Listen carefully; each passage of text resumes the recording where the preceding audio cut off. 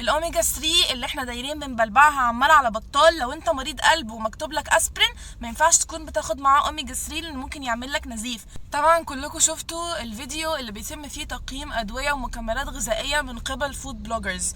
انا مش مشكلتي في اللي عملوا الفيديو ولا مشكلتي في طريقتهم اللي مش كويسه في الرد على الناس. انا وقفت بعد ما شفت الفيديو على جنب وانا سايقه علشان خاطركم انتوا.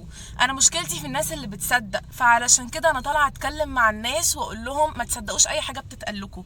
انا كصيدلانيه ما بتجيليش الجرأه ان انا اطلع اتكلم على دواء واقول خدوا ده وما تاخدوش ده احسن من ده، غير بعد بحث ومذاكره وتعب طويل جدا باخد فيه وقت ومجهود علشان خاطر اقول معلومه صح، وكل معلومه انا بقولها مسؤوله عنها. كل دواء في الدنيا ليه طريقه بيشتغل بيها، ليه جرعه معينه بيتاخد بيها، ليه تفاعلات كيميائيه بتحصل جوه جسمك انت مش دريان بيها. فالموضوع مش مجرد هي مكملات غذائيه بتتاخد وخلاص، لان الزنك والكالسيوم مثلا ما ينفعش يتاخدوا مع بعض كمكملات غذائيه لان الاتنين بيقللوا من امتصاص بعض.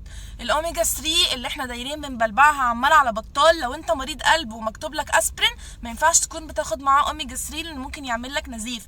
فحتى المكملات الغذائيه لها تفاعلات كيميائيه جوه جسمك انت ما تعرفش عنها حاجه. وايا كان ايه غرض الفيديو اللي واضح جدا ان غرضه ربحي ودعايه لشركه معينه، ده ما يديش الحق لاي حد ان هو يطلع يتكلم في الادويه براحته واحنا نصدقه. خلوا بالكم من الحاجات الغريبه اللي بقت بتحصل حوالينا، واكيد هيئه الدواء المصريه مش هتسكت على الكلام ده. انا بكلمكم انتوا كناس متفرجين بيشوفوا المحتوى ده، خليكوا واعيين وفاهمين ان مش اي حد يجي يقول لي خد دواء معين وما تاخدش دواء معين تاني اسمع كلامه وامشي وراه. الوحيد المعني بالكلام عن الأدوية هو الصيدلي، فهي مش مجرد مكملات غذائية بنبلعها وخلاص. كل حاجة في الدنيا لازم يكون ليها جرعة محسوبة كويس قوي.